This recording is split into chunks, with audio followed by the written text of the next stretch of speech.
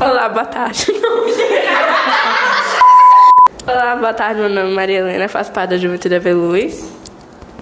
Olá, pessoal, boa tarde, meu nome é Sofia, faço parte da Juventude AV Luz. Hoje a gente está aqui com Vanessa, Karen, trabalhadora da casa, e vamos fazer algumas perguntas para ela. Como a resignação pode ser vista como uma oportunidade para o crescimento espiritual? Tá, vamos lá. Resignação para a doutrina espírita é aceitar tudo aquilo que não podemos mudar, mas sem amargura, sem rancor, sem revolta. Então, quando a gente começa a pensar sobre a nossa vida, nós vamos viver momentos de dificuldade, nós vamos viver momentos de dor e algumas vezes momentos de sofrimento emocional. Mas a forma como nós encaramos essas situações, ou seja, ou com amargura e desespero, ou com resignação, é que pode ser aproveitado no nosso processo evolutivo. Porque a gente está encarnado para aprender. E muitas vezes a gente aprende através das dores, seja por motivos de doença, seja por motivos emocionais, seja por motivos de relação com o outro.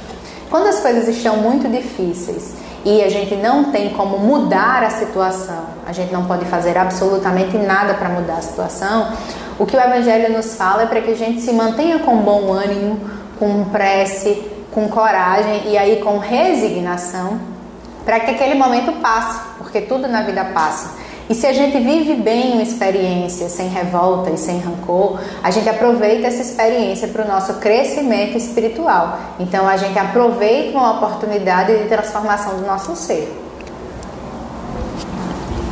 Quais são as lições que podemos aprender com a resignação e como podemos aplicá-las em nossas vidas? Olha, a gente tem algumas lições que a gente pode observar muito observando outras pessoas. Ou, por exemplo, pessoas famosas, digamos assim. Um exemplo de resignação, o próprio Cristo. Ele é torturado, ele é morto, simplesmente com justificativas de traição, mas ele apenas espalhava o amor. Já pensou se ele tivesse usado esse momento em que ele estava dando o testemunho dele, vivendo aquela via crucis, se ele tivesse se revoltado? Então, o Cristo é um exemplo de resignação. Outro exemplo de resignação que a gente tem, Maria. Imagina você ver o seu filho sendo condenado e julgado por algo que ele nunca cometeu, sem ter feito nenhum mal. E ela está ali vendo toda aquela cena, ela está em prece, ela está ali confiando na justiça divina e vivendo aquela situação. Na doutrina espírita a gente vai encontrar muitos outros nomes. A gente vai encontrar Chico Xavier, que sempre teve dores físicas, muitos problemas de saúde, mas que nunca se deixou se abater, nunca se revoltou, mesmo trabalhando arduamente pela doutrina espírita, a ponto de comprometer o seu corpo físico. Isso nunca foi motivo de revolta para ele. Ele sempre esteve resignado, ele sempre esteve confiante. Então a resignação nos mostra, através da vida das outras pessoas, que quando nós temos fé o suficiente na vida futura, quando nós temos fé de que tudo vai passar e enxergando todas as situações como oportunidade, nós estaremos sempre aprendendo e evoluindo. Qual é o impacto da resignação em nossa relação com os outros e com o mundo ao nosso redor? Então vamos lá. Nem todo mundo vai ser como a gente quer. Nem todo mundo vai agir como a gente quer. O mundo e as pessoas têm a sua própria maneira de ser. A única coisa que a gente pode controlar é como a gente age e o que a gente se sente. Fora isso, a gente não controla nada fora da gente. Então o processo de resignação é, se eu tenho uma relação difícil dentro de casa, se eu tenho uma relação difícil com algum amigo, se eu tenho uma relação difícil com algum parente ou com alguém, por exemplo, eu posso ver que talvez a outra pessoa não mude. Mas só quem pode transformar o que fala, o que diz e como se sente sou eu. Então o processo de resignação nos ajuda a lidar com eu não posso mudar o outro, eu só posso cuidar de mim. O outro não vai ser como eu quero ou como eu gostaria que ele fosse. Então eu só posso confiar, ter paciência e decidir se eu continuo próximo ao outro, se aquilo me faz bem ou se eu preciso me afastar. E essa deve ser a nossa relação com o mundo. O mundo é estar em contato com o diferente.